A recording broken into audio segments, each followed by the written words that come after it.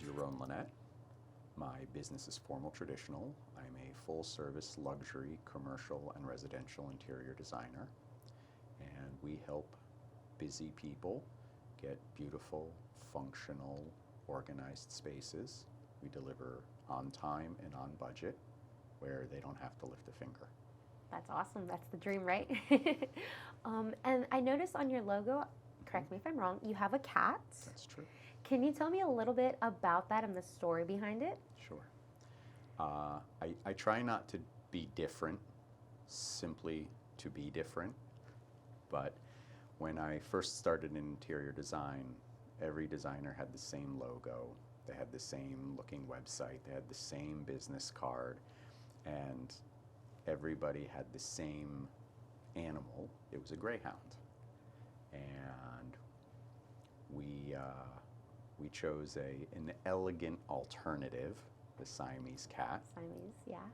I had a Siamese cat at the time, and I still currently have one rescue Siamese, and we just wanted to be a little different. I'm actually a dog person. My wife is a cat person, but you know, we make it work. That's awesome. No, I love the story behind that, and I love that you chose a cat, even though you're a dog person, because I'm a cat person. They're both great, but I'm more of a cat person, so I'm glad your wife will be happy about that. Last year was yesterday was actually our 20th anniversary. Congratulations. Yes, and somehow this weekend we're going to go get another cat, so she wins again. And how many pets do you have? Because I noticed on your Insta, I think I saw like a doggy, a kitty. So we say my ideal client is actually a rescue dog that I can pet. People with rescue animals care about something other than themselves. And they understand if you get a little fur or something gets chewed on, so they make good clients. Because we maintain the anonymity of all of our clients, a lot of times what we do is we post pictures of their pets. Okay. I was like, they have a lot of pets. I love this. I love animals, so I'm here for that. But I love that it's your clients and that you're showcasing. It is mostly my clients' pets, but we do come from an animal rescuing family. My mother is the director of the JSPCA, so if you would like anything, you know, she's got plenty of them. We'll send you one. Perfect, thank you. And now, can you tell me a little bit about your story, how you got into this industry with interior design? It just turns out that I am genetically predisposed to be an interior designer. I'm sure in high school I would have been voted least likely to be an interior designer, but I fell into it and found out that I have perfect color acuity. So I like to joke that I can see every color known to man and most of them known to women as well. Nice, that's cool. And I guess so from that information, you always knew that you wanted to be in the interior design business, or was there like a moment where you were like, wow, you know what, this is something that I want to do for a living. I actually like doing that. No, I've had a lot of different jobs. I've worked in computer security, I've worked in sales, I managed an audio bookstore, I came in third nationally in the Craft Behold the Power of Cheese sales competition. Okay. But all of those things are applicable. A lot of people think interior design is being a personal shopper. They think you just pick pretty things out. They don't understand how much math is involved. All the organization, all of the systems and processes behind it. So because we have a solid foundation of systems and follow-up and communication and basic best business practices, it would do well in any industry, but it's also particularly well suited to interior design. And the most important aspect of interior design is actually things being safe and things being functional. So we start with what is the experience you want to have in the place. We bring in the forms necessary to fill that function, and then of the limited number of things that will do what we need them to do, we, with intention, select the most appealing of those options. So it's sort of, that's the funnel that leads down to the end result. Gotcha. And now tell me a little bit about your style. Do you have a particular style, or do you mix it up a Sure. little bit with a client's idea? Right. So my company's name is Formal Traditional, which some people say, well, does that mean you only do formal and traditional things?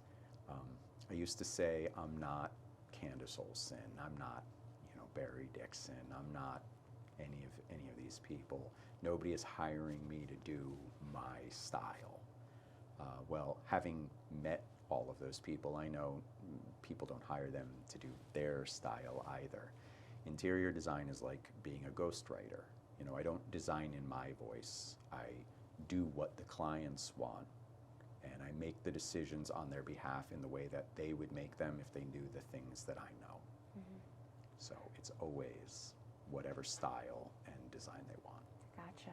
Okay. And then tell me a little bit about this contraption that you brought today and why. So this is an Oculus. It is a VR headset.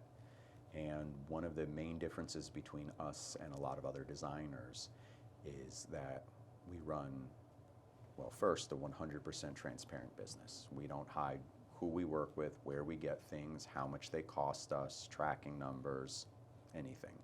Our clients get to see everything we do. We have a shared Google Drive where they can see line items and all of the information all the time.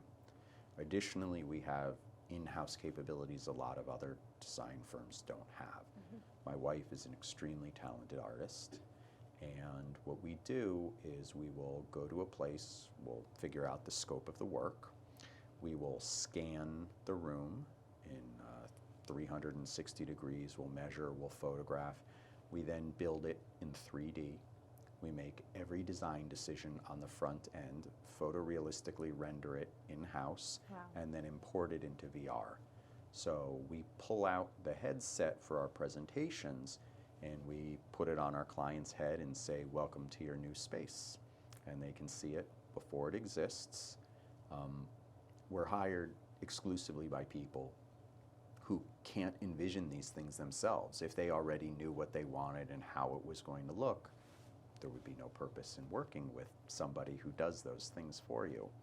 So we use this to give sight to the blind.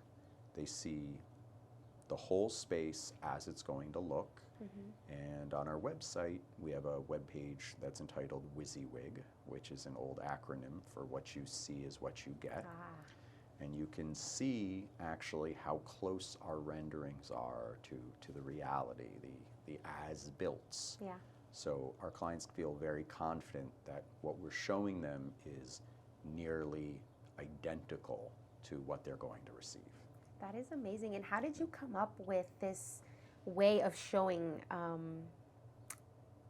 I guess, the final product to your clients, like as opposed to just maybe drawing up a sketch? Like, how did you decide that you wanted to use the Oculus? Well, if the IRS is not listening, we wanted a tax-deductible way for my son to have an Oculus to play with. And my wife loves technology, so every time we get a new toy, we figure out how to incorporate it into our business. We were already designing all of these things and making every decision, but now instead of having to cut out tiny little pieces of paper or build doll houses, we create virtual doll houses. I love that. That's amazing. I love that you're using like the technology that we have available to us and finding a way where it can benefit you and help clients and yourself. So that's awesome. With social media, are you on there? I know you post the pets and all that, but is that something that you put into your marketing plan for your business? We post every single day because I have been told that I have to for the algorithm. Correct. So we have our 5 authentic brand values, and that is all we post about, 1 a day, 5 days a week. So we are transparent, pet friendly. We believe in artistry, bespoke work, and old world, timeless traditions. Awesome. Craftsmanship. Yeah. And I can see that too, like on your website. I love that. And I feel like fur babies always will definitely get you those likes and you'll get my attention. Cause I was like, wait, I was clicking like all the posts with the little cats. I was like, oh my God, it's a beautiful Bengal cat. It looked like, it was gorgeous. I think it was like tiger looking. It had like green, blue eyes. It was gorgeous. Yeah. One of our friends was working with a rescue organization specifically that does Bengals. They were bringing two F1 Bengals through our neighborhood, and we stopped and grabbed a couple quick photos. They were really stressed out, so we didn't want to make their journey any more difficult. Yes. But we've had clients with Bengals too. I can tell you, they can be a lot. Rambunctious. I've heard that they're a handful, but they're so beautiful and cute, so it's worth it. And where do you see yourself in 5 years, like as a person and with your business? Where do you hope that your business will be? Expand your location or employees? You know, I really don't think that there's going to be anything different. Right now, we work with about 4 to 10 clients a year. We select who we want to work with, people who aren't the ideal fit. We know plenty of other designers who, you know, we refer whoever is the best fit for that person. And I just like to keep doing the same thing. Every project is unique, and we just keep wanting to do the same thing. Okay. No, I love that. Like, you know what you like, you know what you want, and if you're comfortable and if it ain't broken, don't fix it, right? Do you have any particular projects that stand out to you that have been maybe, I know all your projects are probably your favorite and unique, but is there one that stood out to you where you're like, you know what, this was very challenging, but it was fun and I came away learning something from this? I think I have learned on, as you mentioned, every project. There are tons of different things. As an artist, whether it's myself or my wife, everything we look at, we say, man, we could have done this differently, we should have done that differently, there could have been a little tweak here or a change there. But, you know, that's just what being an artist is like. Like a website designer, changing a color by one tiny little Shade, dot of blue up or down. No one will ever know but you. Yes. And then you're gonna obsess for the rest of your life. Man, if I just did high reflective white instead of, salt, it would have been so much better. Yeah. Okay. And your wife is an artist. How often do you guys get to collaborate on these projects? Is it mostly every project? My wife came to work with us about 6 months, maybe even before that. After we founded our firm in 2016, there was just way too much work, and I was not going to hire 3 people to do the work that she can do. Yeah. So she does all of our renderings and any art project, really. She is an extremely talented, dual degree holding, multiple medium artist. She does painting, she does digital, oil, watercolor, casing, gouache. She'll grind her own pigments to make her own paint. She does gilding, leather work, porcelain, sculpture, sewing, digitizing, CNC designs, embroidery, and every variation of each of these things. A true artist indeed. Oh man, that's a lot of mediums. Yeah. I love that. How talented. As far as your business goes, who are you outside of it? What kind of things do you like to do? I like to cook, obviously. I love dogs, and I like to use overly complicated words. I like to quote song lyrics, and I like to pace while I talk on the phone, which I'm told is very relatable. Apparently, more people do it than I thought. Yeah, okay. I do this thing with my leg. I like constantly like I'm moving. I don't pace, but I move my leg. My husband's always like, stop. I'm like, okay, sorry. It's like a little tick inside of us. I don't know. We just have to do it. Restless legs. Yes, that. Yeah.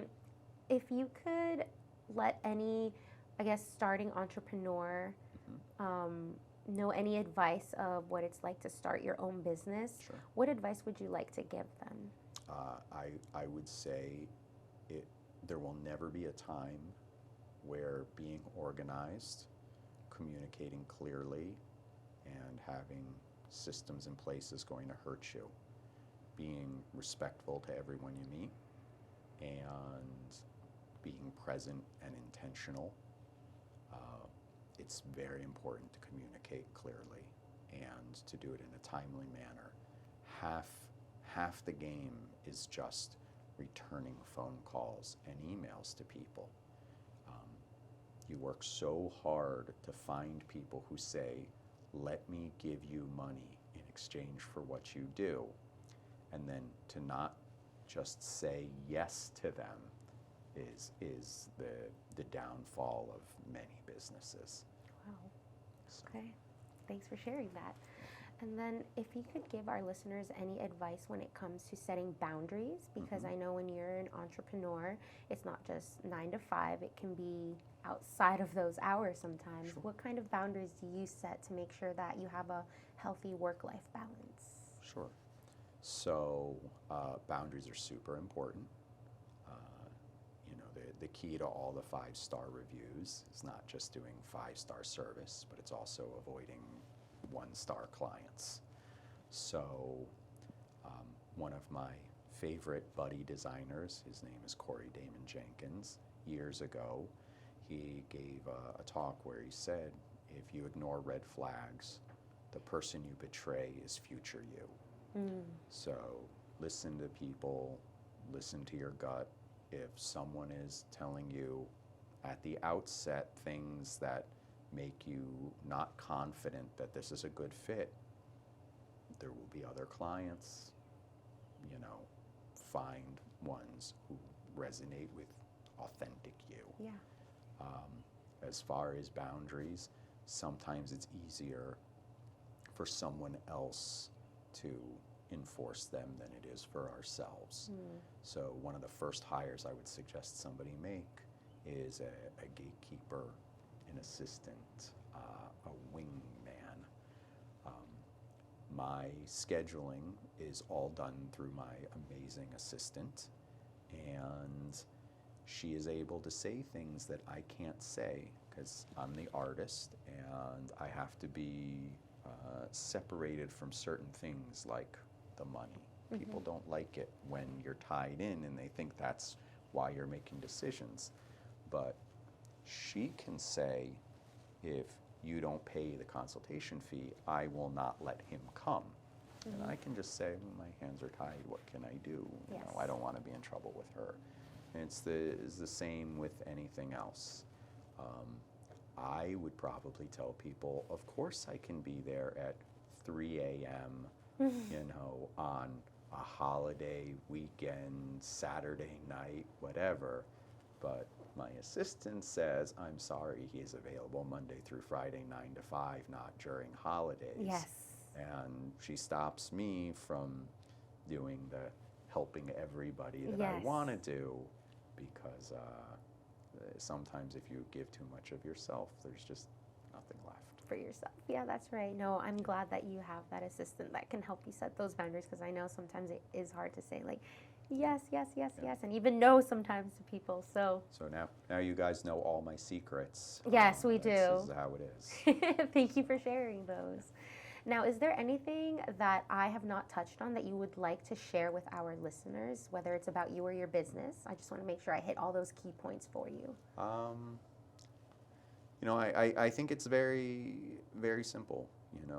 We do things for people on their behalf, and we free them up to live their lives. So in the same way, you could try and figure out how to do all the things that I do.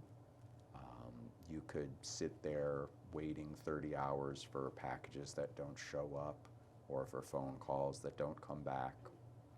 Or instead, you can go live your life, work at your job, make more money, enjoy yourself, while we do things faster and less expensively than you can do it yourself.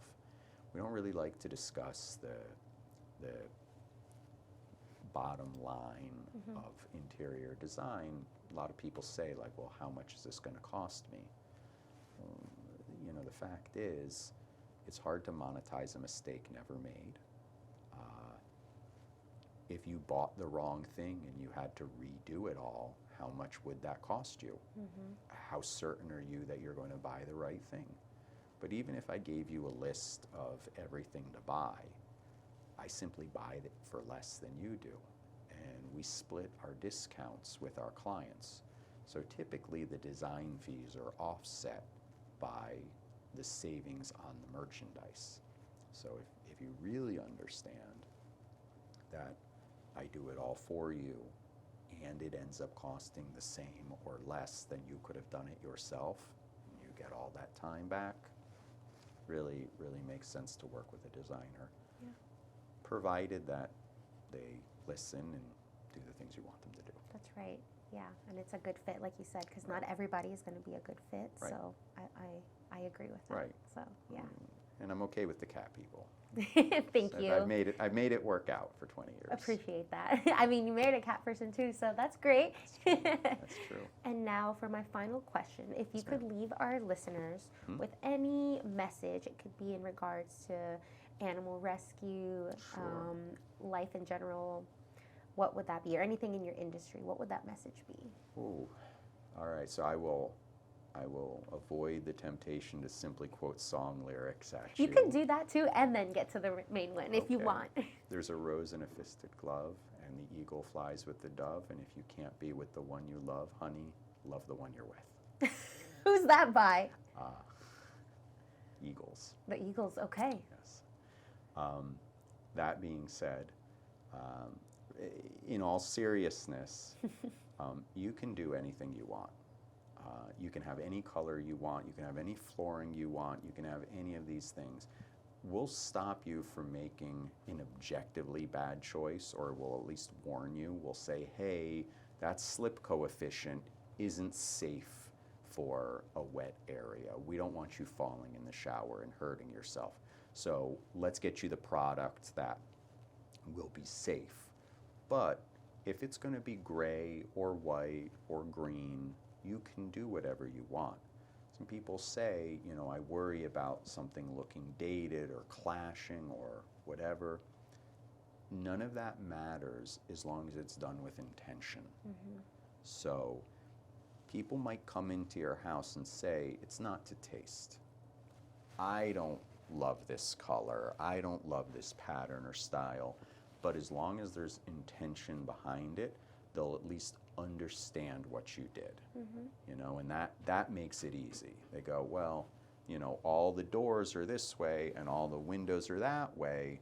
Maybe I would have wanted them all the same, but at least I understand why. It's comprehensible. So, you know, some of these decisions that people agonize over, you don't have to. Love that.